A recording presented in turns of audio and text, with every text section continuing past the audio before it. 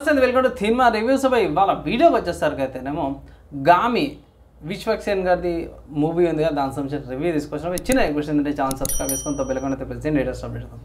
So by first ఒకటే point చెప్పాలనుకుంటున్నా, కొంచెం interesting అయితే ఉంది మూవీ. చాలామందికి కొంతమంది పబ్లిక్ టాక్ తీసుకొచ్చిన నా ఛానల్లో కూడా ఉంది, సో చెక్ చేయండి. చాలామంది రిపీటెడ్ ఉంది, బాగాలేదు వదిలేదు అంటారు.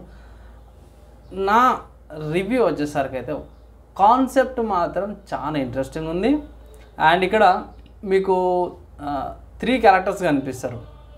ఒకటి దేవదాసి వాళ్ళ కూతురు కనిపిస్తుంది, దాని తర్వాత ఒక ల్యాబ్లో ఒక పోరన్ లాగా కనిపిస్తాడు, దాని తర్వాత మన విశ్వక్సేన్. 3 క్యారెక్టర్స్ చూపిస్తారు. ఆ 3 క్యారెక్టర్స్లో మన వాడు విశ్వక్సేన్ ఎవరైతే ఉన్నారో ప్రాబ్లం ఏముందంటే ముట్టుకుంటే ఏమంటారు ఎలర్జీ లాగా అయిపోతున్నట్టు చూపించారు అన్నమాట. సో అది ఎందుకు వచ్చింది, ఎలా వచ్చింది అనేది మీరు మూవీలో చూస్తే తెలుస్తుంది.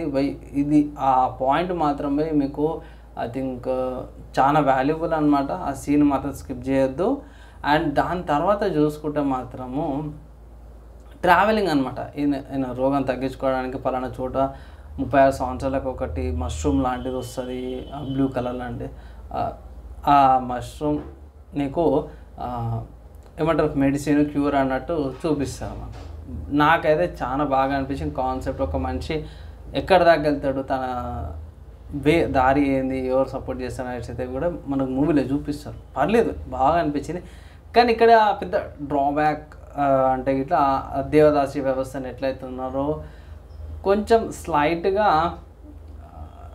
ఇప్పటికీ నేను దేవదాసి అది అంటే ఇట్లా ఒక్కరు మిస్యూజ్ చేసినందుకు ఎన్నిసార్లు పోయి సబ్బు రుద్దినట్టు రుద్ది చేస్తారు అని అయినా నాకు అనిపించింది. ఇంతకుముందు శ్యామ్ సింగ్ రాయ్లో కూడా అదే పెద్ద తోపు తురుము దేవదాసి వ్యవస్థ అట్లా ఇట్లా అనేసి మళ్ళీ అయితే ఇంకా ప్రభాస్ గారిది కూడా ఒక మూవీ ఉంది. అదే అవసరమా?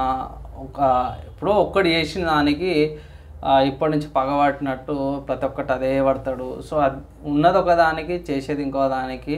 ఒక్కటి చేసిన దానికి మన అందరికి అదే అన్నట్టు దాన్ని పాయింట్ చేసుకొని మూవీని అంతా ట్రాక్ చేసినట్టయితే కనిపించింది. ఆబ్వియస్గా పవర్లు ఉన్న వాళ్ళైతే కొంచెం మిస్లీడ్ అవన్నీ కూడా చేస్తారు కదా, సో అది కొంచెం చూపించారు అనమాట. సో పర్లేదు అనుకోవచ్చు. సో అది 50-50 పాయింట్స్ లాగా అయిపోయింది అక్కడ. అండ్ విఎఫ్ఎక్స్ షార్ట్స్ అయితే బాగా అనిపించినాయి. మెయిన్ ఏంటంటే ఎండింగ్లో లాయన్ వచ్చే సీన్స్ కానీ, ఆ కొండ మీద కింద పడిపోయే సీన్స్ కానీ, కొంత మీద ఉన్న సీనారియోస్ కానీ చాలామందికి ఏమనిపించింది అంటే మౌంటైన్స్ చూసేసరికి రిపీటేటివ్ అనిపించింది. జైల్ సీన్స్ కూడా రిపీటేటివ్ అనిపించింది. బై జైల్లో మోస్ట్ ఆఫ్ ద కేసెస్లో కూడా అంతే ఉంటుంది కదా, సో రిపీటేటివ్ ఉంటుంది. సో యాక్సెప్ట్ చేయాల్సిందే. సో ఇలాంటివి రేర్గా వస్తాయి. అండ్ పర్లేదు బై, ఓకే. కొన్ని పాయింట్స్ కాడైతే నాకు కొన్ని సీన్స్ నచ్చలేవు, కొన్ని సెన్స్ లేకుండా అనిపించింది. కానీ మంచి మెసేజ్ ఓరియంటెడే. మనిషి ఎలా ఉన్నా సరే క్యారెక్టర్ ఇంపార్టెంట్.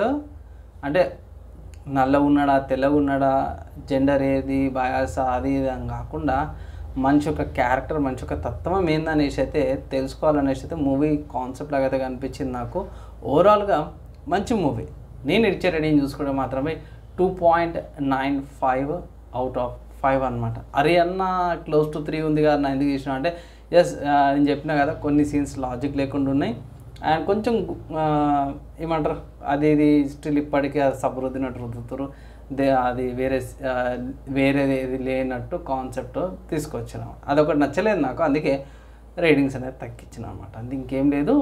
లాస్ట్లో ఇంకో పాయింట్ యాడ్ చేయాలని కూడా కొన్ని సీన్స్లా ఆ బ్రెయిన్ని టచ్ చేయడము, కొన్ని అక్కడక్కడ కొంచెం గోరీ సీన్స్ లాగా అనిపించింది. సో అది కూడా పాయింట్అవుట్ చేసిన. అండ్ ఫైనల్గా చూడొచ్చు 2 times చూసుకోవచ్చు.